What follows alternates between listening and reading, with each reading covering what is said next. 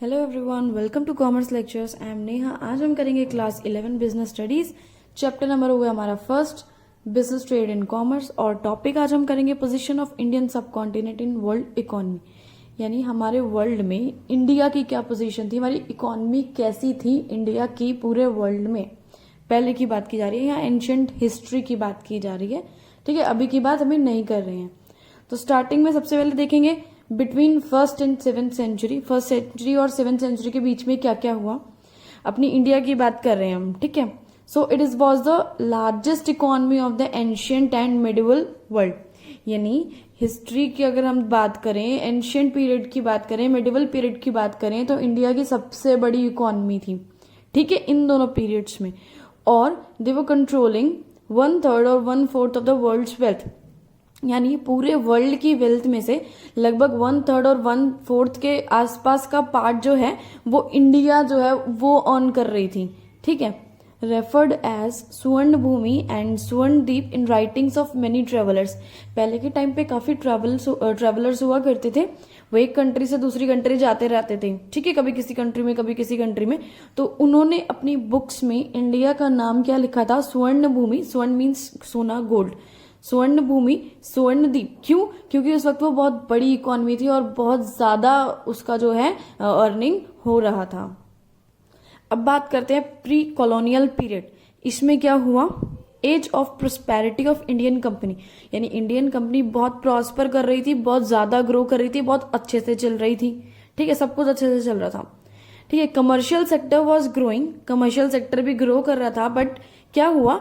India was behind western Europe, लेकिन हम लोग जो है यूरोप से काफी ज्यादा पीछे थे। हालांकि कमर्शियल सेक्टर बढ़ रहा था, फिर भी काफी पीछे थे। टेक्नोलॉजी में, इनोवेशन में, न्यू न्यू आइडियाज में, इन सब चीजों में हम लोग बहुत पीछे थे। उसका रीजन क्या था कि इंडिया जो है वेस्टर्न यूरोप से पीछे था? क्योंकि lack of freedom due to control of East India Company. आपको पता है इंडिया में जो ब्रिटेन है उसकी जो ईस्ट इंडिया कंपनी है उसी का राज चल रहा था। तो इंडियंस को तो बिल्कुल ही फ्रीडम नहीं मिल रहा था कि वो कुछ करें, है ना। सारा कंट्रोल ईस्ट इंडिया कंपनी के हाथ में था, इसलिए हम लोग काफी पीछे चल रहे थे इंडियंस, क्योंकि कुछ न्यू इनिशिएटिव उठा ही नहीं पाते थे। Limited reach of education to people, लोग पढ़ नहीं पा रहे थे उस वक्त, इलिटरेट थे। तो जब तक लोग पढ़ेंगे नहीं, नए नए आइडियाज कैसे इन्वेंट करेंगे, इनोवेशन कैसे करेंगे। No agricultural and scientific revolution, कोई एग्रीकल्चरल रेवोल्यूशन नहीं था। ठीक है, ना कोई साइंटिफिक रेवोल्यूशन, कुछ भी नहीं हो रहा था। बस जैसे हैं वैसे ही पढ़े थे। ईस्ट इंडिया कंपनी का राज था, वो जैसा कहती थी वैसा ही सब करते थे, इसलिए कुछ भी जो है हमारी तरक्की नहीं हो रही थी। आगे बात आती है अगर मिड 18th सेंचुरी की, तो यहाँ पे क्या हुआ? British empire begin to take roots in India. अभी मिड 18th सेंचुरी में पूरे एकदम समझ लो पैर जमा चुके थे ब्रिटिशर्स। ठीक है, किसके थ्रू? ईस्ट इंडिया कंपनी के थ्रू हमारी इंडिया में। East India Company use revenues generated by our provinces to purchase raw material. तो ईस्ट इंडिया कंपनी पता क्या करती थी? जितना भी रेवेन्यू, जितनी भी कमाई होती थी, उन सब पैसों से हमारे ही देश में से रॉ मटेरियल खरीद लेती थी। ठीक है, अभी रॉ मटेरियल उसने खरीद लिया, अब हम तो खुद से तो मैन्युफैक्चरिंग कर ही नहीं पाए ना, क्योंकि हमारे पास रॉ मटेरियल बचा ही नहीं। ठीक है, और हम जब मैन्युफैक्चरिंग खुद से नहीं कर पाएंगे तो हम उसको एक्सपोर्ट कैसे करेंगे? बाहर की करेंसी कैसे आएगी? तो रॉ मटेरियल तो सारा उन्होंने खरीद लिया, जिसकी वजह से क्या हुआ? This led to the stop of inflow of foreign exchange, यानी फॉरेन एक्सचेंज का हमारे देश में आना बंद हो गया, क्योंकि हम कुछ मैन्युफैक्चरिंग जो है कर ही नहीं पा रहे थे, कुछ गुड्स एक्सपोर्ट ही नहीं कर पा रहे थे। हमारे पास रॉ मटेरियल होता था, वो भी सारे ब्रिटिशर्स उसको खरीद के ले जाते थे, वो खुद जाके मैन्युफैक्चरिंग करते थे। फिर आगे, condition of Indian economy changed from exporter of processed goods to exporter of raw materials. यानी इंडियन इकोनॉमी में पहले क्या था? हम प्रोसेस्ड गुड्स यानी बने बनाए गुड्स, जैसे कि हम खुद मैन्युफैक्चर करते थे, उनको एक्सपोर्ट करते थे। बट जब से ब्रिटिशर्स ने हमारा रॉ मटेरियल खरीदना शुरू करा, तो हम क्या है? रॉ मटेरियल हमने एक्सपोर्ट करना शुरू कर दिया। क्यों? क्योंकि रॉ मटेरियल ब्रिटिशर्स छोड़ते ही नहीं थे। अगर वो जो रॉ मटेरियल छोड़ेंगे ही नहीं तो हम प्रोडक्शन उससे कैसे करेंगे, है ना। And buyers of manufactured goods, तो रॉ मटेरियल हम पहले देते थे और फिर उसी रॉ मटेरियल से बने हुए गुड्स हम जो है खरीदते थे। ठीक है, मैन्युफैक्चर्ड गुड्स हम खरीदते थे। चलो, ये तो अपनी इसकी हिस्ट्री थी। आगे पढ़ते हैं। India began to reindustrialize, industrialization फिर से शुरू हुआ इंडिया में, धीरे धीरे कैसे शुरू हुआ वो देखते हैं। After independence India started rebuilding it's economy. ठीक है, इंडिपेंडेंस के बाद इंडिया ने दोबारा चलो सोचा कि अपनी इकोनॉमी को फिर से बनाते हैं, फिर से कुछ करते हैं, नया करते हैं। तो 1952 में क्या हुआ, आपका फर्स्ट 5 ईयर प्लान आया, सबसे पहला 5 ईयर प्लान आया। इसमें किस चीज को इंपॉर्टेंस दी गई कि भाई modern technological and scientific institutions बनेंगे, स्पेस एंड न्यूक्लियर प्रोग्राम्स होंगे, है ना, जिससे हमारा देश आगे बढ़ेगा।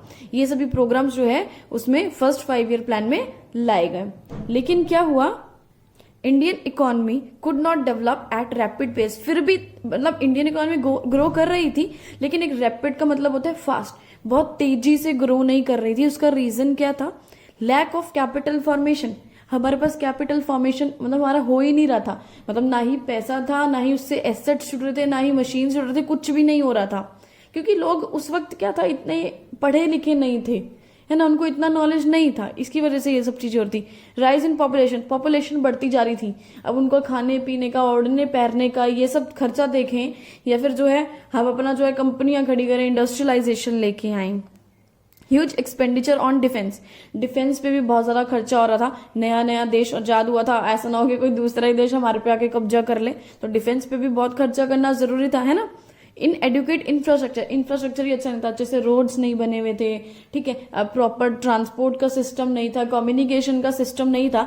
तो आपको पता है आज के जमाने में जैसे कि ट्रांसपोर्ट और कम्युनिकेशन के बिना जो है बिजनेस हो ही नहीं सकता है। तो पहले तो ये सब चीजें बिल्कुल ही नाम मात्र हुआ करती थी, कैसे बिजनेस होगा, इसलिए जो अपना इंडिया काफी पीछे जाता। So India relied on borrowing from foreign sources. तो इंडिया ने क्या किया, भाई कुछ नहीं हो रहा, अब क्या किया जाए, ठीक है, इंडिया ने बोला चलो फॉरेन से यानी बाहर के देशों से उठाया जाए पैसा, लोन लिया जाए, उनसे उधार लिया जाए, ठीक है। उन्होंने ऐसे ही किया, लोन ले लिया। Then India agreed on economic liberalization 1991। फिर क्या हुआ, 1991 में आपने पढ़ा होगा न्यू इकोनॉमिक पॉलिसी के बारे में, लिबरलाइजेशन, ग्लोबलाइजेशन, प्राइवेटाइजेशन, ये सब आई। क्यों, इंडिया को आगे बढ़ाने के लिए, ताकि जो है सब कुछ प्राइवेट कर दिया कि भाई नहीं, अब जो है प्राइवेट लोग भी, प्राइवेट इंडिविजुअल्स भी, कुछ ऐसी फर्म्स थी जिनका लाइसेंस हटा दिया गया कि ये लोग भी अब जो है बिजनेस खोल सकते हैं, ताकि हमारे देश में कैपिटल फॉर्मेशन हो, नए नए बिजनेस आए, इंडस्ट्रियलाइजेशन हो। फिर क्या हुआ, India becomes fastest growing economies in the world.